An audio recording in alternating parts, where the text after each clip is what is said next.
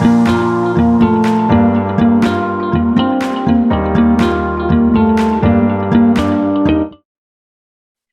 I'm Heather Staines. I'm a senior strategy consultant for Delta Think, and I'm very excited to be here today to have a conversation with John Sack.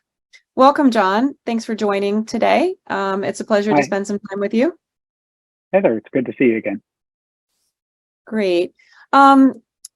You spent a substantial part of your career connected to Stanford University, but I always wondered, how was it you ended up there, and what were your early days like at the university? Well, it's probably a 40-year story, but I'll try to make it more compact than that. I was an undergraduate at the University of Virginia in the 70s, and I was in an interesting program that allowed me to do anything I wanted in order to graduate. So I put together this mixture of studying in all sorts of areas. The upside was it was a lot of fun, and I had some great professors. The downside was that I didn't look exactly like an English major. I didn't look exactly like a religious studies major. I didn't look like what graduate schools were looking for. But I did get into Stanford, and I was really excited to move from the East Coast to the West Coast. But when I got to Stanford, one of the first things, I was a grad student in English, and found that that was not a good match for me. My interests were broader than what was typical for Stanford's graduate students in English. Most of them were studying one major author. I was studying how do readers read, more a philosophy angle, and so that didn't really work out. And I figured that out, as well as my advisor figuring it out, that maybe I'd be happier doing something else. But the early days at Stanford as a graduate student were pretty cool. For one thing, I had to teach freshman English as a grad student in English. And if you think of it, people who have read all their lives don't really know all the rules of grammar. And yet there I was having to teach them. I had just sort of inferred them from my reading. So somehow I got involved with computers, even back in the mid-70s, using computer-assisted instruction as a way of teaching freshmen the rules of grammar. And it turned out the freshmen loved it. And I also gave them email accounts. And back in the 1970s, email was a big new thing. And they loved that too. I was involved in computers almost from the start of my time at Stanford, in some ways that were pretty unusual for a grad student in English. But maybe even more importantly, I was doing research in modern poetry as part of my PhD program, and went to consult a reference librarian to see if everything I had dug up in the card catalog was everything there was. And he turned to a computer terminal, and essentially in, 5 minutes, he reproduced my 2 days of work flipping through cards in the card catalog, and then actually had some things I had missed. And I just needed to know what kind of computer program that was. Well, that computer program essentially launched my career. It was an early database management system built by Stanford. It supported natural language processing, so something that later on we'd say, oh, that's Google. Well, it was an early stage Google. Coincidentally, this system was the basis for the first preprint database that was built in high energy physics. And so, if you will, my career came full cycle all the way back to supporting preprints in life sciences. So those are my early days at Stanford, getting into technology really pretty quickly and finding that was a better career path for me than sticking with becoming an English professor. Great. While you were at Stanford, you met some folks who would become mentors to you over the years, and they are some names that folks in the technology space will probably recognize. Can you kind of just tell us a little bit about some of those folks who are generous with their time and attention to you? Yeah. Yeah, it's certainly, one of the interesting things thinking back was true about Stanford. I don't know if it's true about all universities.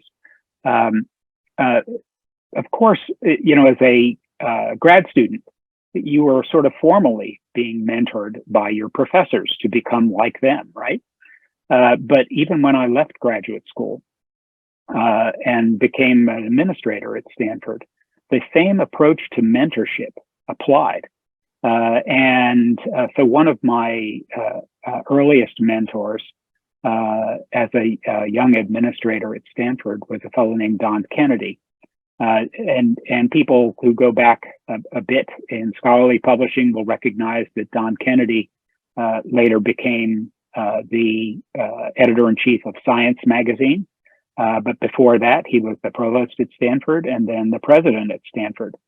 And one of the ways Don taught young administrators how to think about governance at a university was essentially, he had a university cabinet, so about a dozen of the most senior officers who would meet every week. And Don invited the next level reporting to those senior administrators into the cabinet decision-making room and into the board of trustees meetings so that you could see how the sausage was made. And that was really extraordinary because you got to understand what values weighed in governance, and to a very great degree, my approach to how do you run organizations like HighWire, which exist for the service of other people, came out of learning from Don Kennedy and his leadership cabinet. So he was just extraordinary at that. I'd say a second major mentor for me, more on the intellectual rather than the governance side. While I was still a grad student, a friend of mine in the communications department invited me to go on a visit with him to the Stanford Research Institute, SRI, where he was going to meet with a fellow to look at how to build databases of text knowledge. And I went on this field trip with him just because it seemed like a cool thing. And in that meeting, I met someone who just refocused my life in business and intellectual terms, and this was Doug Engelbart. People familiar with the history of computing will remember that name as just a real giant in the industry. We went to Doug's lab at SRI, where we saw the first mouse. Doug was the inventor of the mouse, but Doug was also the inventor of windowed operating systems, of systems for text editing, of early hypertext management systems, and curiously, of early video conferencing. If you go into YouTube and look for MOAD, the mother of all demos, you will see in the mid-70s, Doug doing a demonstration of video conferencing, full motion with text editing and stuff. It just blew my mind. And this is impressive. Made me rethink. I want to spend my time doing this. This is way cool. So it was very important, I think, at getting me to think about the big uses, the big changes in technology coming. Doug's whole thing was about augmenting human intelligence, using the power of computers not to just do payroll systems, but to make it possible for people to think bigger and faster. Yeah, on the technology end, just to dig in a little bit, because it's something that I hadn't really thought too much about before. You said that in those early days, the transmission of information electronically rather than physically was a big deal. And I think, we all think nothing about sending documents to a printer in another room or in another country even, and having them pop out. Can you just tell us a little bit more about how, those connections were Sure. made in your brain in those early days? Yeah, part of the really exciting things going on at Stanford, in particular, in the early days of the PC and Mac revolution, that was happening at Stanford and MIT.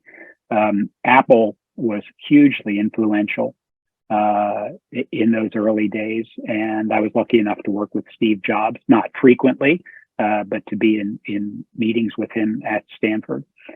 He was the sales rep for Apple for Stanford, and Steve Wozniak was the sales rep for MIT, basically, and they came up with the idea that you put these personal computers into the hands of students, and those will become your future wave of adopters. So we had Macs right from the start. The first Macs were being delivered to Stanford and MIT. But as amazing as the Mac was, what really changed how I thought about the use of technology in research was when Apple introduced the laser writer. That was not a Me Too device. That was something stunning because you could essentially send files across the internet to a laser writer that could print something out that was pleasant to read, that was almost as good to read as what was printed in a scholarly journal. Good enough that you said, this is way quicker, and I'll use this. 300 DPI was like the benchmark of huge quality, whereas reading on screen was pretty unpleasant at the time. Screens were 72, 80, 100 DPI at the time, so they were just not pleasant to read for very long. But the laser writer essentially was like a consumer commercial printer, so that if I had a document I wanted to share with somebody across the country, like a scholarly article, I could just send it to them and they could print it out at relatively low cost. And this gave rise, in my mind, to what eventually became, with the web and with HighWire Press, the article economy, with one article at a time, not whole journals, not whole issues, and so on.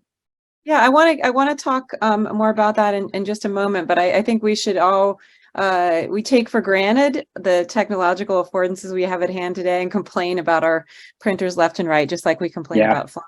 We lose the wonder of, like, being able to kind of sit in a chair in the sky. Yeah, I like that metaphor.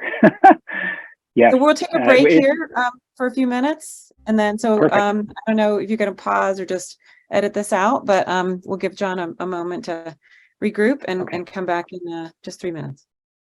In the late 1990s, HighWire changed the world, introducing journals' customized content hosting solutions. What does this mean? Prior to this time, journal content lived in print only and was found in libraries predominantly. Libraries would catalog and store these, necessitating archiving and management of older copies.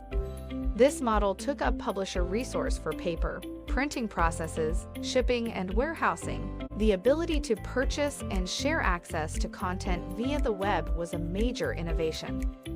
Today, our hosting tools power some of the more forward-looking publishing models, from preprints to open access content. HighWire is still very proud to host content on behalf of the world's most influential and prestigious societies. Our hosting portfolio includes Cochrane Library, a highly specialized site with amazing search facilities, preprint servers including bioRxiv, the British Medical Journal, and McGraw-Hill's educational sites like Access Engineering and Access Science. If you'd like to learn more about our hosting solutions, and how they can work together with our own modular suite of solutions or third-party integrated tools, please contact us. Our team would love to talk with you.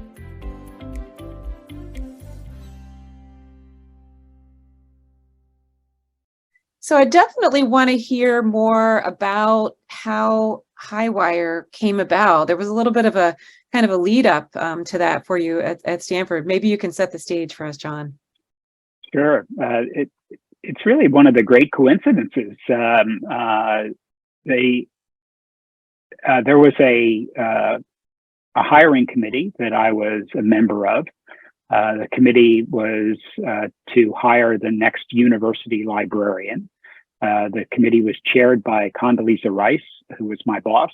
I was a member of the Libraries and Information Resources management team, and the university librarian was that we were going to hire was going to be another member of this management team.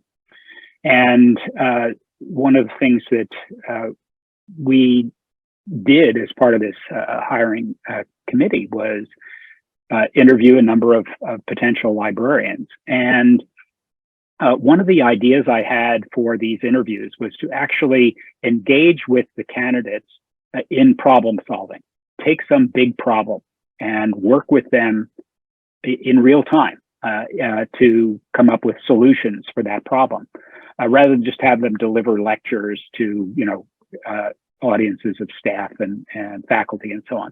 Do something much more engaging and practical. And the problem we decided we were going to tackle with the candidates was the cereals crisis. Now, this was a term used a lot back in the 80s and 90s to describe what was happening with the prices of scholarly journals, that they were going up and up and up, and far exceeding universities' ability to pay for them. So with the one particular candidate we interviewed, his name was Mike Keller. And in this simulation management problem-solving simulation with Mike, we essentially invented the idea of Stanford creating a technology focus that could work among multiple scholarly nonprofit publishers to give them the technological capability to advance their abilities to communicate. And so this was essentially HighWire Press. We didn't call it HighWire Press. I didn't manage to come up with that name for a couple of months later. But when Mike was hired, one of the things that happened was I was not managing the Stanford data center anymore. I became the director for HighWire Press and got to launch pretty amazing Stanford intervention, essentially building a community of scholarly publishers around the technological focus to give them the scale, essentially, that the largest commercial publishers had to amass the technologies needed to move forward. And this was right at the time that the web was being born. The internet was long established, but this thing called a web browser was still pretty new in 1994 and 1995. You had to explain what www meant to people still. Yeah, no, we first met, I was via Mike Keller. I found out about SIPEX, the Stanford Intellectual Property Exchange, and I think we probably met at a HighWire meeting in those early days. Mm-hmm. And I mean, when I think HighWire, I think technology, but you said when we were getting ready for this interview that, it was the community angle that was, maybe the primary driver. Can you just talk a little bit about how during your time at HighWire, you saw that community and how that had an impact on how you, took the day-to-day operations into consideration? Yeah, the important thing about HighWire to me was it was not just a technological asset owned by Stanford University. It was a collective body of very significant scholarly publishers who happened share in this technology platform. And that was the good news. The bad news is it meant that you had to do a lot of collaborative decision making, which is something that I think I was pretty good at, getting people to gather around and make a decision that they were happy with together. This was just something I had learned to do almost from being a child. Early jobs that I had involved me being the youngest manager in the room of a group of people who were much older, 2 or 3 times my age. So my first management position was assistant manager at a country club, for example, when I think I was like 19, 20 years old. And so I was supervising staff who were in their 40s, 50s, 60s. And there I was in my, not even 20s. So one of the things you learn to do is how to work with people to get them all to align to a common cause. You don't just order them to do something, especially when you're the pipsqueak. And I think management at Stanford University was somewhat similar to that, in that the faculty were hugely powerful, and you weren't going to tell the faculty what to do, at least not at Stanford. I don't know, maybe at other universities there's more capability to do that, but not Stanford. So you had to learn how to gather very smart people, hugely individualistic people, and figure out what their common causes were and how to line everything up. And scholarly publishers, which after all were led by these same kind of faculty whom I knew at Stanford, had pretty similar ways of working together.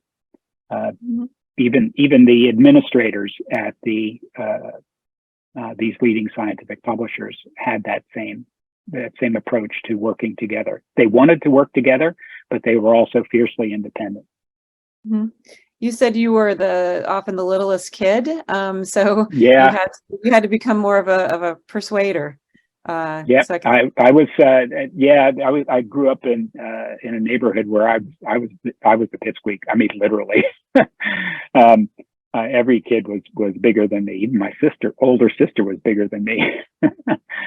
So you didn't go and pick a fight with somebody. That was just not going to turn out well in my case. Yeah, I think it's really interesting hearing your story and how sort of each thing you were doing led in a bit, organically to the next thing that you were interested in, and your curiosity, not only moved you in different directions, but it moved other people kind of into the orbit to go on and create amazing things. I think one of the things that, I don't know how to say this easily, but some people think I'm a really smart person. Well, I don't know that I am. What I'm really good at is talking to people and listening to their best ideas, and pulling those ideas together in a way that expresses the aspirational will of a community. I joked with you in some chat that, maybe I was just, version 0.01 of ChatGPT, pulling together ideas from across a very large information space. But if we had a problem to solve at HighWire, what I would do is talk to a lot of smart people. Sometimes they were the staff at HighWire if it was a technical problem. But if it was a business problem, then I'd just get on the phone and talk with the people who were most involved in it. And that's where some of the great ideas that in HighWire came from. This idea of toll-free interjournal links, I didn't come up with that. The publishers did. Now they had to convince each other that was not a really dumb idea. What? Give away my content? Send somebody by a link to somebody else's article? Why would I do a thing like that? But they talked to each other and they talked each other into it. And what I did was facilitate those conversations. So, yeah. Yeah, I want to move on to what you're thinking about for the future, but if you'll permit me one digression from the questions that we agreed upon. You mentioned a group of folks that you consider your like foxhole buddies, and Oh, yeah. unique role that they have played for you, throughout your life. So before we move to what you're thinking about for the future, can we just harken back to this group of friends and fellow travelers that have been so important to you? Yeah. So is that term something that everybody understands? I mean, when I use Well, I'm that a term, military foxhole buddy, historian, so I oh, understand. okay. Maybe you want to explain it for the non-military historians in the room. I'm not sure I can't explain it simply, except that the people you share a foxhole with become your buddies for life. I mean, that is when there's live fire going over your head, you get pretty close to the people in the trench with you, and those are people you're bonded with long after the live fire ends. And I've had people pretty much throughout my career who are those kinds of people for me, and you rely on them to tell you things that you don't know and need to know, And challenge you. You said that they don't just take what you say, as gospel. John's the smartest person in the room, but they push back. They make you think differently, and that makes you better for it. Yeah, and I've just had I've been lucky. I think my career is full of luck. Being at Stanford at the sort of the birth of Silicon Valley. I mean, meeting Doug Engelbart, Don Kennedy. I mean, that's real luck. But some of the people that I got to work with throughout my time in the Stanford Data Center, and then HighWire, just wonderful. So one of the system engineers, just a dear friend of mine, he could call me to account when I was speaking management nonsense. I still remember one public meeting where I was I don't know, probably saying something that was just cliches, and he said, "John, you prevaricated." And that made me, and he said this in a public meeting with, I had 400 staff and probably 200 in the room at the time. And I thought, damn, he just called me a liar. And so we laughed about it, but he made me stop and rethink what I was saying. And he had that great ability. And he later became the CIO and CTO for HighWire, at a time when HighWire needed to make a really extraordinary technology transition. And he would continue to call me to account. Other people, many HighWire people HighWire customers and staff will remember Bill Witcher. Bill's still a friend to this day. We're probably going to take a hike next week sometime when the weather clears up. But among customers at HighWire, there's some, I remember a number of people at the Journal of Biological Chemistry, including Bob Simone, at a Stanford professor who was pretty direct about things. But at Science Magazine, the art director and I had to basically build everything. And Amy Henry is her name. And when things would go wrong, her approach to fixing things was so much like an engineer's approach, a firefighter's approach. I just remember thinking, this is really cool. Are art directors like this all the time? Monica Bradford at Science. People that you've been through a lot with. And you've got their back and they've got your back, but part of having your back means telling you what you need to know. Yeah. Yeah, well, thanks for that. And I'm sure that there are folks out there who feel that you serve that role for them. So uh, Yeah. appreciate that. The concept is one that I learned early days at Stanford. So there must have been a lot of foxholes I was inhabiting in my early management time at Stanford. Yeah, one of the things that I remember thinking at Stanford early on is as an administrator, your customers were the faculty, and the faculty had tenure, so they weren't going anywhere. And if you were an administrator for long enough, you gradually built up a number of enemies among the faculty because you had to do things that didn't make everyone happy. And so after 20, 30 years as an administrator, you had a pretty critical mass of faculty who were pissed off about something you had done. It could have been 25 years earlier. Long memories amongst the administrators. Well, among the tenured, there are long memories. Yes, there are. Yeah. So for a long time, I mean, it really seems like, from the beginning of your interaction with early technology, you've had kind of an eye, or, and follow your nose, follow the wind, the way the wind blows, in terms of technologies that might change scholarly communications. So maybe as a last question for today, we would love to hear what kinds of things you are keeping an eye on and watching now, and why you're doing that.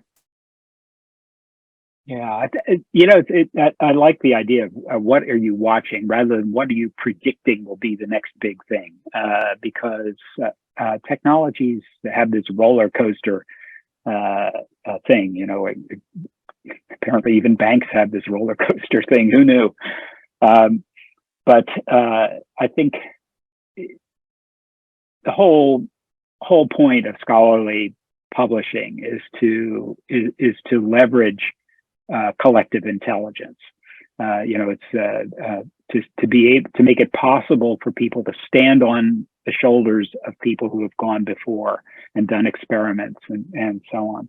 So what are the thing that always interests me is what are those technologies that leverage search engines where they huge obvious candidate, but even before that, the web itself. I mean, you think about the web; it's a large database of text, and it lets us borrow from each other in ways where there's sort of a thread of documentation.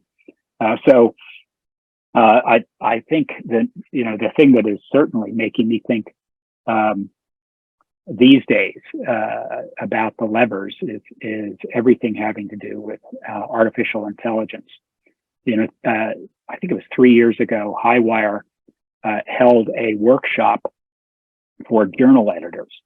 Now, normally we're working with the journal publishers, but this time we wanted to talk to the editors themselves with their publishing executives about what did they want from AI and what did they not want from AI? And what we heard from them was pretty astute. That no tech mumbo jumbo, like large language models and all that stuff. What they really told us was that they wanted to be in control. They didn't want the AI capabilities making decisions for them, but they wanted the AI capabilities to augment their intelligence. In other words, if you will, think of AI as augmented intelligence rather than artificial intelligence.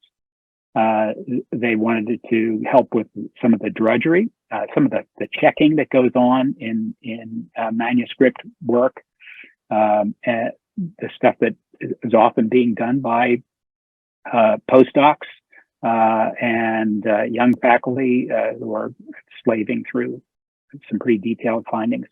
That seemed like a pretty good candidate for artificial intelligence.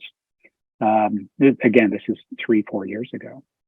But now the capability for AI to essentially talk and to draw, I mean, that is to create images, not just interpret them, seems to be a stunning leap. And what what you see if you've tried some of the tools is when it's good, it's very, very good, and when it's bad, it's just horrible. The problem is it's learned from the web, and we know what the web is full of a lot of varied stuff. So, sort of my fantasy is to be able to use a chat GPT that's basically been trained on Google Scholar. I don't know whether Anurag has anything like that in mind, but the idea that a very, very good information base could lead to some very high quality capabilities where, summarizing experiments, helping people read through large quantities of papers quite quickly. The thing that I wonder about, and I don't have any AI technical chops at all to be able to figure this out, is can these large language models spot what's missing? In other words, you look at a sequence of things that would lead to a conclusion. Can you tell that there's a missing experiment in here and identify what that experiment is? That might be pretty powerful, but I don't know if it's always hard to find what's missing in something as opposed to something that's present but incorrect. That's easier. So the AI capabilities are certainly really, really interesting to me now. I guess the things that other things that I've been looking at and have been for years is this thing I called labeled friction in the workflow, basically interviewing scholarly participants, that is researchers and to some degree clinicians, to figure out where in the work that they do they're encountering friction points in using the research and research literature, and then starting to eliminate those friction points. And I think there's still much more of that to do. Our industry over the last couple of years has focused a lot on the friction point of authentication. In other words, here I am at home. How do I authenticate myself to the Stanford campus research databases without going through, essentially 5 minutes of fussing and having to look stuff up and remember how to do something. I think those technologies getting much, much simpler is still necessary. I mean, we did take steps as an industry in that, and I'm really proud to have done that kind of work. Yeah, so I do think this interview obviously remotely, and I know you've thought a lot about how collaboration tools like Zoom will enable people to work together at great distances, which kind of harkens back to like being able to print at great distances as well. Yeah, one of the things we did, I think it was just into the second year of the pandemic, HighWire has often done these researcher interviews. This goes back to some of my training at Stanford in ethnography, where you basically would listen creatively to someone describe their world and figure out what that world looked like by listening. A completely different approach, say, from sending out surveys where people would check boxes and so on. One of the things we did the second year of the pandemic was interview about 25 researchers, most of them early career researchers, to figure out how the pandemic had changed what they were doing and how they were doing it. And some of it was pretty obvious. A lot of them, because they couldn't be in their labs, essentially switched to writing up papers based on the results that they had when the lab shut down. Pretty predictable. But other things that you saw were how they were adopting tools for collaboration, and where they thought that these tools were actually going to stick once the pandemic ended, which of course we thought it was ending at the time, but little did we know it had another 2 years to run. This whiteboarding. Think about one of the things I learned was how theoreticians were doing their work was often face to face, where they would have a shared whiteboard, and I meant literally a physical whiteboard. One of them would walk into somebody's office and write on that whiteboard with them. And how do you support that? Well, yes, we have shared whiteboards. Zoom has a whiteboarding feature, but boy, is it awkward. Do you know anybody who uses it? I don't.